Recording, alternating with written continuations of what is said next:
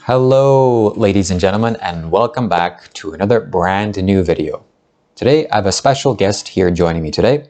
His name is Joe Nicasio. Joe Nicasio is a business consultant, a marketing coach. He has helped over 4,000 people across the planet transition from a 9-to-5 job into becoming their own personal boss and employer in his 25 years in this career and in this business. So today I have prepared 6 insightful and interesting questions to ask him about the topic of business and transitioning from a 9-to-5 job to being an entrepreneur. So without further ado, let's get started. And Joe, welcome to the show. Well, thanks for having me, Shiva. It's been a while since we talked, and I know you have been on this journey, and I'm grateful to be part of it. Thank you very much. Yes, so let's continue on to the first question. I'm sure lots of people are going to be listening to this that currently work a 9-to-5 job. They're employed by someone else, and they have dreams and aspirations to becoming their own employer, to becoming a business owner themselves. What do you think prevents a person from making this transition? How can they make this transition? And why is it important in the first place? So give me the 3 again. So what prevents them? Yeah, what prevents people from jumping over to becoming self-employed, and how can they do so? Sure. Well, thanks for the question. I think the biggest reason people don't make the transition is we've been programmed. I believe children are born as geniuses, then conditioned into mediocrity. And most of us in American culture were taught to go to school, get a good education, and work for someone else. And, with that kind of programming, if that's what you were taught was to go work for someone else, then working for yourself is contradictory to the programming that we received as children. And so if we want to learn to be an entrepreneur, we need to unlearn that programming that is preventing us from being one. I think a lot of people are afraid because they feel that entrepreneurship is risky. And Warren Buffett has a great quote. He said, "Risk comes from not knowing what you're doing. If you know what you're doing, it's not so risky." Because people don't know what they're doing in terms of starting a business, they think that they can get there through hard work or guesswork. But what you really need to do is have framework. You need a structured system. That's going to be the fastest way. You can get there by trial and error. A lot of people have done that. I think there's 2 kinds of entrepreneurs. There's the accidental entrepreneur, which a lot of people are, and then there's the intentional entrepreneur that really sets an intention that I'm going to figure this thing out.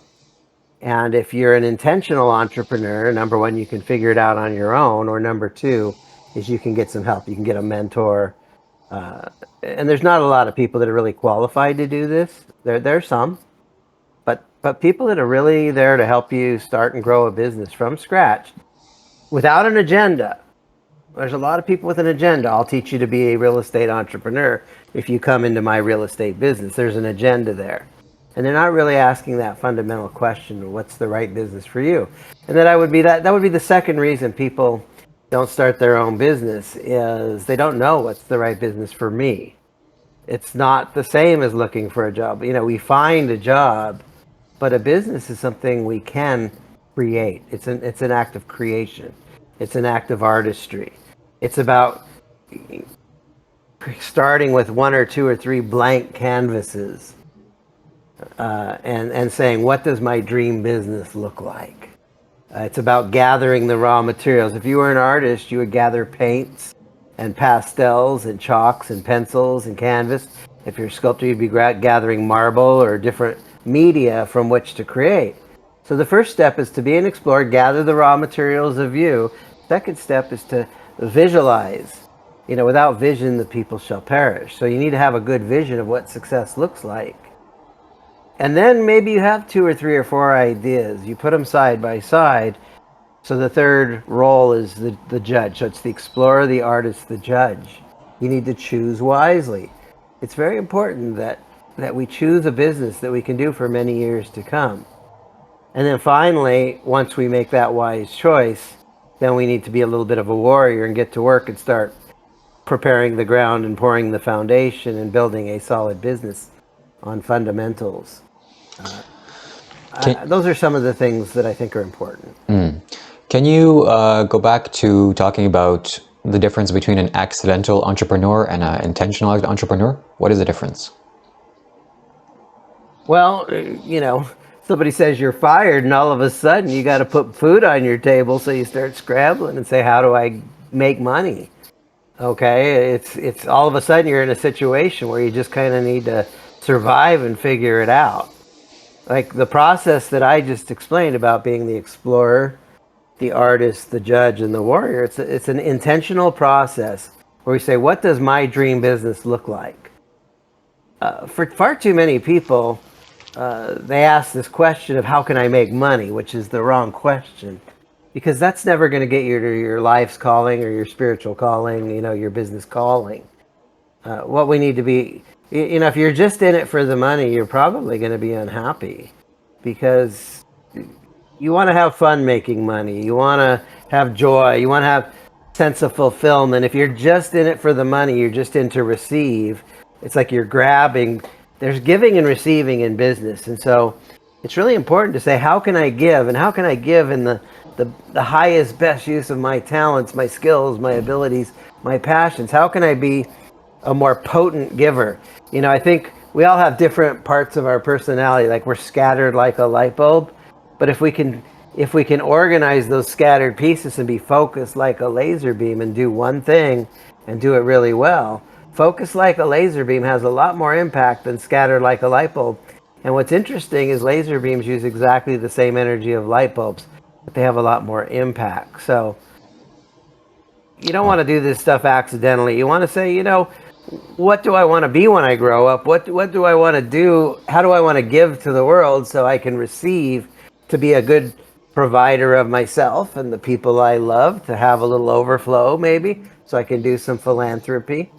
There's actually a lot to be said about this. When I hear somebody say, I'm a serial entrepreneur, I started 7 businesses, a lot of times they brag like it's a badge of honor. What I hear is, I still haven't figured out what I want to be when I grow up. Okay? The fact that you're bouncing around from one thing to the next means you're not really living within your calling. You're creating enterprise, and maybe it's continuing or maybe you're abandoning it, but I don't think it's anything. Maybe that's part of your exploratory process to figure it out. But ultimately, I think what we want to do is choose our business and choose something that we actually enjoy today and 5 years from today, and hopefully for many, many years to come, maybe even the rest of your life. One of my mantras is do what you love, share the love, receive the love. So you want to do activities that you love doing for yourself and for others. You want to share the love through your service and good promotion, marketing, so you can receive the love in the form of appointments and sales and cash and repeat business and referral business. So there is a really important part of giving and receiving. And when it is heart-centered, when you do what you love, share the love, receive the love, and I'm grateful that I found this in my own business, and I help my clients do that as well. It doesn't feel like work. Instead of saying I got to go to work, you get to say, let's go have fun. Let's go have fun making money. Let's go have fun serving others and making money. And it's a whole other, instead of waking up saying, oh, I don't want to go to work today, you wake up saying, I love what I do. I'm good at what I'm doing. I'm using my superpowers. I'm making a big difference, making a big impact. And wow, I even make a good living doing this.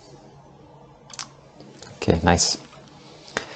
So I met you back in 2019 to give some people some background.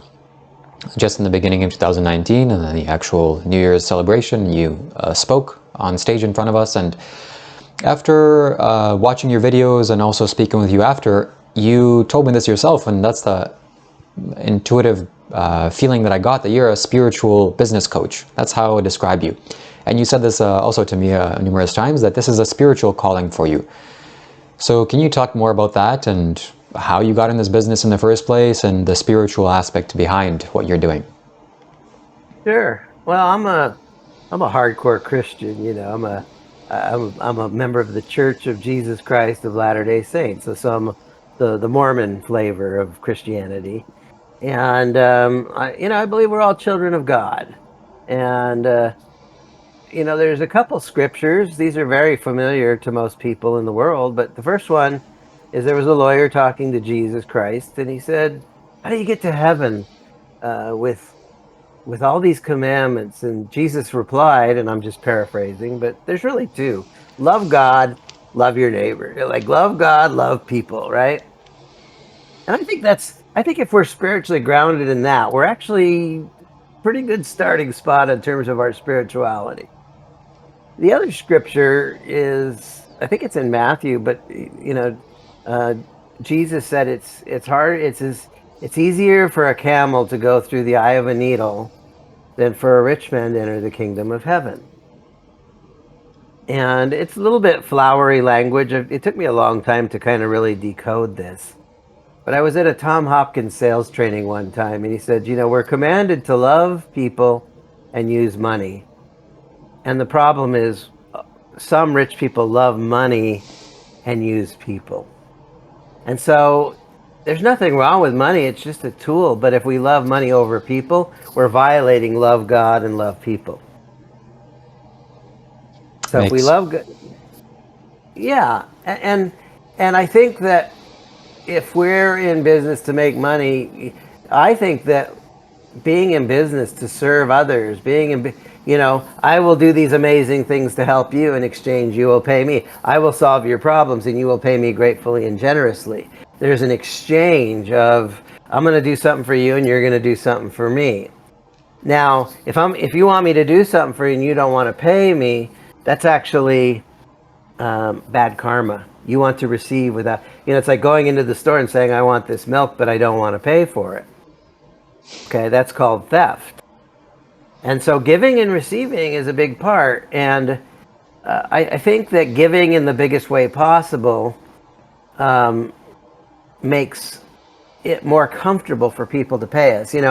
Great question is, what's the easiest way to make $10,000? And the easiest way to make $10,000 is solve somebody's $100,000 problem. In other words, if you have a $100,000 problem and I can make it go away for $10,000 in business, we call that a good deal. And you'll be grateful to pay $10,000 because it makes your bigger $100,000 problem go away. And so I think of business as, business can be a lot of things to a lot of people, but when you run a business where you know that I'm giving in a big way, then it's okay for me to receive in a big way. I remember I was in a landmark training and there was a girl in the class. It was a 12-week program on effectiveness, how to be more effective versus ineffective. And we had our little breakout project groups. And I remember there was a girl in this group that she was an actress and she was pretty. She had all the talent. She was in the Screen Actors Guild, blah, blah, blah. She did martial arts. But she wasn't getting the gigs. She realized that her intention was to get the gig so she could pay her rent or get the gig so she could make her car payment. And it wasn't working for her. I think the neediness came across. So during this 12-week seminar, she invented a new possibility to not just go out on auditions, but her new intention was to be a massive contribution to the audition, to be a massive contribution to the director, and to be a massive contribution to the overall success of the project. And that was really the only thing that changed. She didn't change, but the way she showed up changed energetically. And when she did that, during this 12-week program, she got a TV commercial, she got another TV commercial, she got a Netflix gig, and she got another TV commercial. And I was like, wow! Is it that easy? And I adopted it for myself. I'm here giving you an interview, and I'm here to be a massive contribution to you. and I'm here to be a massive contribution to the people watching this. And how yummy is that to know that I'm not just here, I'm here with somebody giving in a big way. And wow, I get to be a recipient of it. My people get to be a recipient of it. And if you were hiring an actress and there were 10 people lined up that were equal, but one was there to be a massive contribution to the success of the project, isn't it obvious who you'd hire? Yes. Wow, powerfully said. Being in the business of marketing, can you give us some tips on marketing? Explain what marketing is for someone just starting out and why it's important. Some marketing tips. Sure. Well, marketing is a big topic, okay? It incorporates, a lot of sales and branding and lead generation, all kinds of things fit under sales, under marketing. It's those big activities we do to attract customers. Some people attract customers, some people pursue customers. I prefer to attract them. I believe it's better to kiss a girl who's leaning into me than one who's leaning away from me. And the same thing's true in business. I don't want to chase people. I want to be chased by people. And one of the ways we do that is by, being that massive value in the way that we give. What is marketing? Dr. Peter Drucker said that the purpose of a business, because the purpose of a business is to create customers, the business has two and only two functions: marketing and innovation. Marketing and innovation produce results, like at the cash register. Everything else is an expense. So, first of all, a lot of people think the purpose of a business is to make money. But the truth is you can't make money without customers. And it's those human beings. If you put your eyeballs on the money, my mentor Jay Abraham said, most people are making a mistake. They fall in love with their product or service, and they really need to fall in love with their customer. And so it starts with understanding who are the human beings we serve. So many people today they're in love with AI, and they're not even conscious of the customer. They're so in love with the artwork that the difference between a starving artist and a prospering artist is a starving artist is somebody that creates art for their own self-indulgence. But a prosperous artist realizes that I'm creating this art for somebody that's going to see value in it and want to actually purchase it. And when you actually don't just make art for yourself, but you make it for yourself and for your customers, it's going to shift you from being the starving artist to the prospering artist. Marketing is the process of making people aware that you exist, making people aware of the value that you offer, the problems we solve.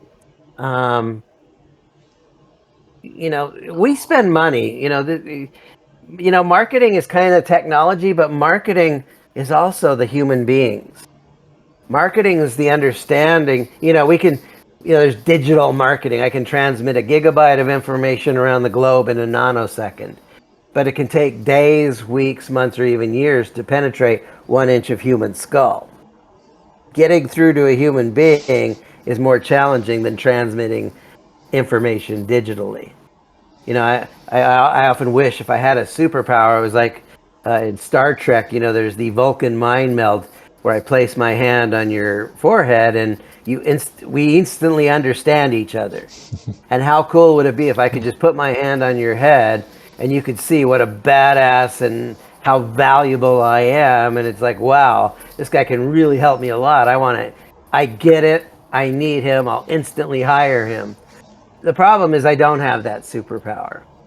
Marketing is the process of figuring out who your customers are and figuring out where they're hanging out. A lot of people are trying to find the needle in a haystack, but marketing is trying to find where is the stack full of needles. Okay? So who are my ideal customers? Where are they hanging out? How can I make them aware that I exist? How can I get them to raise their hand and show interest? How can we start a conversation, whether that's online or offline? But how do I create awareness that I exist and I have value, I can solve their problems. We live in a world of problems. And there's two kinds of problems: the problems people will pay to solve, and the problems people won't pay to solve. But, this is kind of a writer downer. Innovation creates new ignorance. You could have a solution to a lot of problems, but if people don't know, they're ignorant of your I got a new solution to a problem. This solution didn't exist before. It's innovative. Well, the planet doesn't know about it. So marketing is this education to make people aware of the solution that you have. Okay? And so, marketing is, marketing is this process of awareness, and it's so many pieces. There's lead generation. Now that you're aware, are you interested? Hand raising. A lot of people say they're looking for leads. Well, what a lead is your ability to get somebody to raise their hand and say, I'm interested. That doesn't mean they're going to buy. On a scale of 1 to 10 in buying temperature, they might only be a onesie, twosie. So marketing is lead generation, but it's also lead nurturing. Now that you got people that have raised their hand, you want to use education-based marketing. You want to teach them. You want to teach them to want. You want to get them to, the more they know that you can solve their problems, the more their buying temperature is going to increase.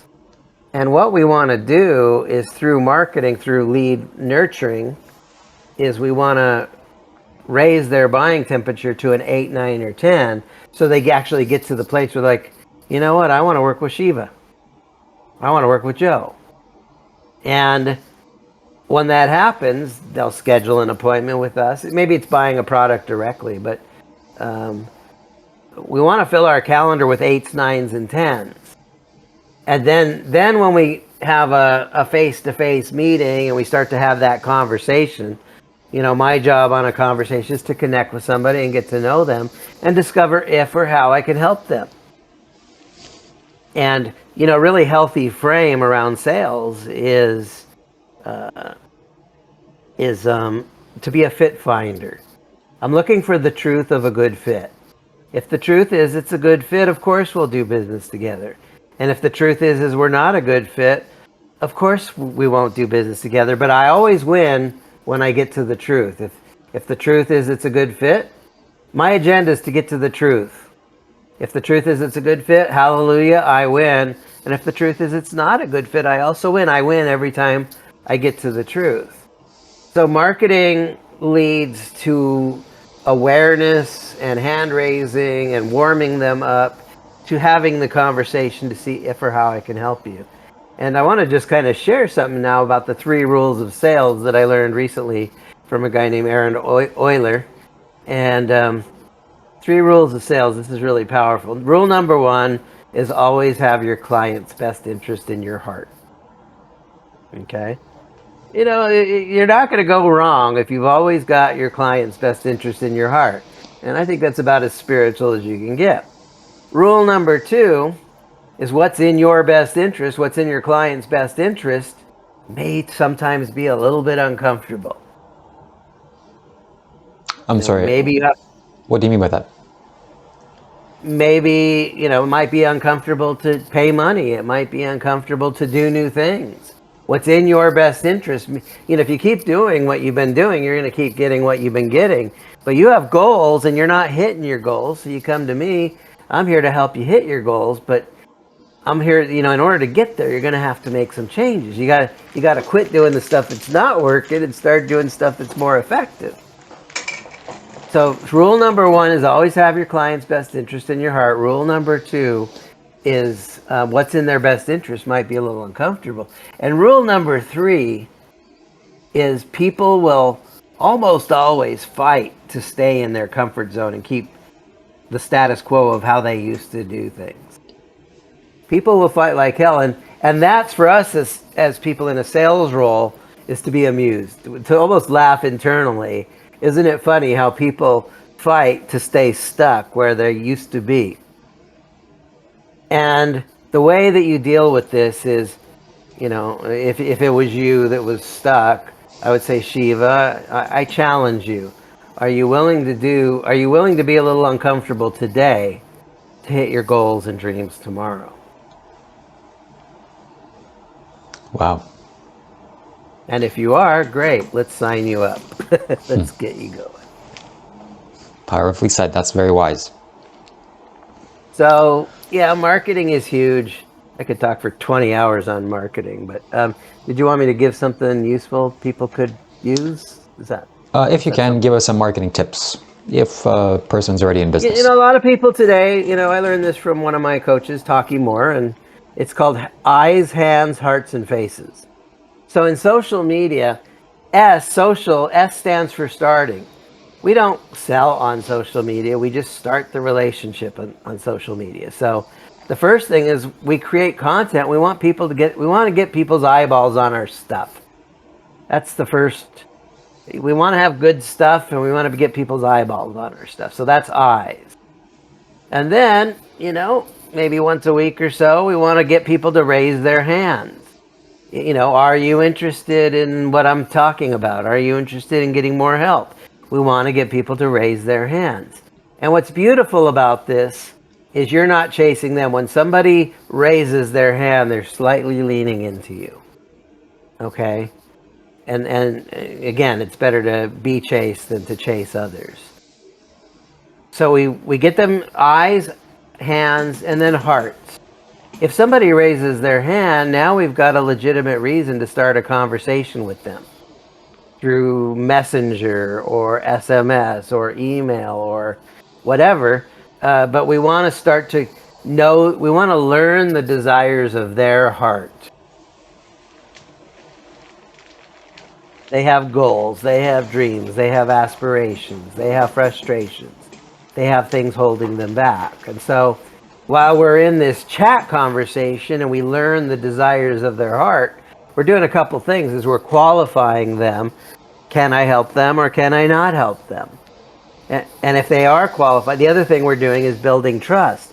If we talk to somebody long enough, we learn the desires of their heart and we come to this understanding, I could probably help this person, I could probably help you. Then what we want to do is get them face to face. Let's migrate to a Zoom call. Hey, let's get you on my calendar. Let's get on a Zoom call. And you get face to face and you have that deeper conversation. And to discover if or how I can help them. And if I can help them, and I really feel like I can,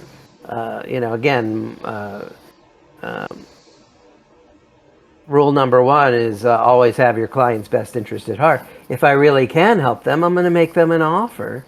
And if they take me up on that offer, now it turns into cash. So it's eyes, hands, hearts, and faces leads to cash. Wow. Can you give us some key ingredients that makes a personal brand? What are the key ingredients to build a personal brand? Yeah, there's a lot of things about branding. There's a personal brand and a company brand and a product brand. Personal brand it's all about you. It's all about me. It's what do I stand for? I think there is no leader without a tribe. And there is no tribe without a leader. And the highest paid person is a tribal leader. Okay? But people don't follow a person, they follow a cause. So what do you stand for? What do you stand for? And if you stand for something worthwhile, people will follow you. People, your brand, your personal brand will be attractive. Elon Musk, he has a personal brand of being an inventor. He has a personal brand of wanting to save humanity by getting rocket ships to Mars. If you really know Elon Musk's background, one of the first jobs he had or businesses he was involved with was a company that programmed GPS machines. And, he was a map maker.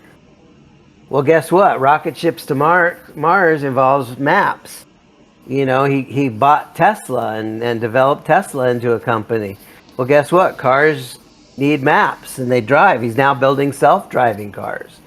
He created the boring company to bore holes underground tunnel systems because he looked at the Los Angeles freeway system and realized that, even though there's a limit of bandwidth on the surface, but if we did tunnels subterranean, we could open up the bandwidth a whole lot and unrestrict it. So as a map maker, so you start to realize the guy stands for something. Is it okay if I mention Donald Trump? I don't want to be too polarizing here. Oh, go ahead. Yeah, whatever you stand, there is a personal branding lesson here. He's running for president of the United States.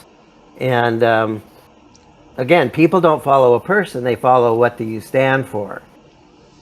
So it's, as flawed as Donald Trump is, what he stands for, what he created is this idea of make America great again.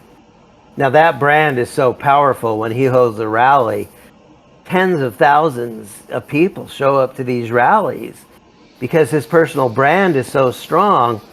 Even though he's flawed, what he stands for, a lot of people really are in alignment with. And so if you're trying to develop your personal brand, what do you stand for? I'm a stand for self-reliance through entrepreneurship. A lot of people they're not self-reliant, they're employer reliant, or government reliant, or charity reliant, or family reliant, or spouse reliant. When you have a job, you're relying on that employer to take care of you, and sometimes they do, and sometimes they don't. Okay? And so I'm a brand, I'm a stand, my personal brand stands for helping people succeed in the marketplace so they don't have to go back and beg friends and family for cash. If you can trade your talents and your skills and your abilities. And so one of the things that's important one of the things that's important in having a business works is stand for something that's going to, your vibe attracts your tribe. But when you stand for something powerful, then no matter what business you're in, you're going to attract people. Jeff Bezos is a brand that whatever project he does, people are not following Amazon, they're following Jeff Bezos. Everybody, all these, I just saw, it was at Khloe Kardashian, she's got her brand on Instagram and she's got her fashion brand. Her personal brand is like 100 times bigger than her product brand because it's her as a personality that people are following, and because of her, that does attract attention to the product brand. So no matter what you're doing, you're going to always have your personal brand, even if you change business. And lastly, can you tell us more about your service and what can you offer someone that is wanting to change from a 9-to-5 to becoming an entrepreneur? What can you personally do for them? Well, again, Warren Buffett said that risk comes from not knowing what you're doing. I have been an entrepreneur maker since 1999. I've been a business consultant since 1999. I kind of have two services. They're really the same thing. It's just where are you at on the continuum. Most of the people I work with, Shiva, are people that are already making $300,000 or $500,000 or $700,000 a year in their business, and they want to go towards $1 or $3 or $5 million or beyond. So, as a marketing expert, your business is like a machine. You got inputs and outputs. A lot of times we're putting a lot of inputs in and not getting much output out, or we're not happy with the quality of the output that's coming out. And so that means that the machine needs to be troubleshot. So I troubleshoot businesses and business processes and business owners. So the machine needs to work, but your own mindset needs to work too. There's a connection between the inner game and the outer game, and we need to really succeed at both. So that's really, as a business mentor, that's my primary service. Over the years, I kept running into people that said, I don't make that kind of money. I don't have my own business. I have a job and I really don't like it. It doesn't fit me. It feels like a pair of clothing. It doesn't fit right. I don't fit in there. And so I came up with this idea of employee escape plan, where I transform employees into entrepreneurs so they never have to go back to that soul-sucking job. And it really is a well, I have a couple different formats of it, but it's mentoring and it's step-by-step process. First, let's figure out what's the right business for you. If we don't nail that piece, everything else doesn't matter. I can teach you sales and marketing and branding and promotion, but if you're not in the right business in the first place, so it's really worthwhile to make sure we figure out what's the right business for you. So the first place I can help people is to figure out, I have a program specifically designed to take people through a process. Let's do the deep dive work and figure out what's the right business for you. And I have a proprietary process. I call it asset sculpting and value sculpting. Asset sculpting, I said we're scattered like a light bulb. Let's gather all those scattered pieces and we can shape them in different ways, but let's figure out what your laser beam focus is. You can be an expert at anything you want in the world. You declare, I am an expert at this, or I'm going to be an expert at this, and you can develop your expertise. But you got to choose one thing. If you say I'm an expert at 5 different things, you're really not an expert at anything. So asset sculpting is gathering all the scattered you and figuring out where can you give the most. And value sculpting is now that you know what you want to do, now we need to float out of your body into the body of the marketplace and look at your business through their eyeballs, and they go, wow, Shiva's got something he's offering. Is this valuable? Wow, that's valuable. I'd pay money for that. I'd pay a little money for that, or I'd pay a lot of money for that. And so what we want to do in asset sculpting is give in the most powerful way so that the buyer wearing their moccasins, as we see our business through their eyes, as they go, wow, that's freaking valuable. I'd like to hire him. I'd like to spend money with him and what he offers because that's freaking valuable. And it's kind of a side topic, but it's really important for this overall conversation. We all spend money on stuff. We spend money on rent or housing. Why do we do that? There's a common thread in all of our spending. We spend money on rent because life is better with a roof over my head. And by the way, if you have a roof over your head, here's a great mantra or affirmation. Thank God I'm rich. Thank God I'm rich. I have a roof over my head. Billions of people last night didn't have that. We call them homeless. So a lot of times we think of comparing ourselves to, Steve Jobs, Elon Musk, or these super wealthy people. But, why do we compare ourselves against these people in the stellar? If you're grateful for what you got, then it opens up the door to receiving more. Gratitude opens the door. So even if you only have 37 cents to your name, thank God I'm rich. So we spend money on our housing because it makes our life better. Why do you spend money to get your brakes fixed on your car? Well, life is better when my brakes work than when my brakes don't work, right? Otherwise, there's going to be some really big problems, okay? So we spend money with the mechanic because he makes our life better. Why do you go to the nice restaurant? Get that steak dinner or whatever it is. We go to the nice restaurant because we perceive it'll make my life better. And so, why do you spend money on the Jack Daniels? Now we could have a little debate. Does it make your life better? Maybe not. We could have a debate about that. You do perceive it will make your life better. So if it's a truism that the common thread in our spending with others is we spend money on things that make our life better. Now let's flip the tables. Why is somebody going to spend money with you? Why is many people going to spend money with Shiva? Because Shiva does something to make your life better. A lot better. That's a massive contribution. And when people see that you're not here to dip your toes in the water, but you're here to make waves and make people's lives better, not just a tiny amount, but a big giant amount, then that's called value. And when we give more value, we receive more cash. Well, that's it for our show. Thank you so much, Joe Nicasio, for joining us today. And I'll leave the last words with you. Tell everybody how they can find you. Sure. I think the easiest way to find me is go to my website, employeeescapeplan.com. And at the very bottom of the page is a calendar.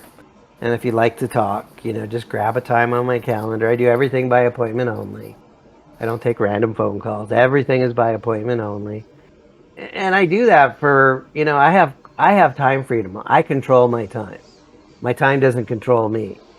When I look at my calendar tonight, I know exactly what's on my calendar tomorrow. You can't, when the day starts tomorrow, you can't book tomorrow because I know what my day looks like. I have it under control. So, but yeah, I'm just a stand for helping people create time freedom, economic freedom, geographic freedom, and the freedom to live life on your own terms. And I think that's one of the problems in the employment world is we're not living our life on our terms. We're living it on our employer's terms. And so, the last word is the real last word here is everybody is self-employed. If you have a business and you have 100 customers and you lose one, you're self-employed with 99 customers. If you have a job, you're kind of self-employed with one customer, and you've actually given them permission to call all the shots. And even if you're unemployed, you are self-employed with no customers. So we are all self-employed. The question is are you going to do that in a default way, or are you going to do it? You're going to do it by default, or are you going to do it by design? Are you going to be accidental entrepreneur, or are you going to be intentional? And you can do this on your own, or you can get help. And if you want the help's available. Reach out. Just go to employeeescapeplan.com. Grab a spot on my calendar. I'd love to talk to you and get to know you and determine if or how I can help you. Thank you so much for watching, everyone. Have a good day. Thank you.